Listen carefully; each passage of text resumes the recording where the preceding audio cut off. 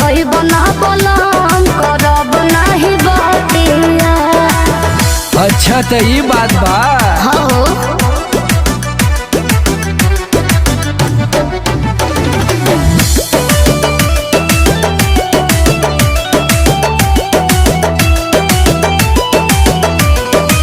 लड़का के जैसे मोहे बहका देला।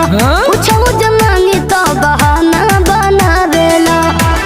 अरे सुना जाने मान का सुन अब ही खा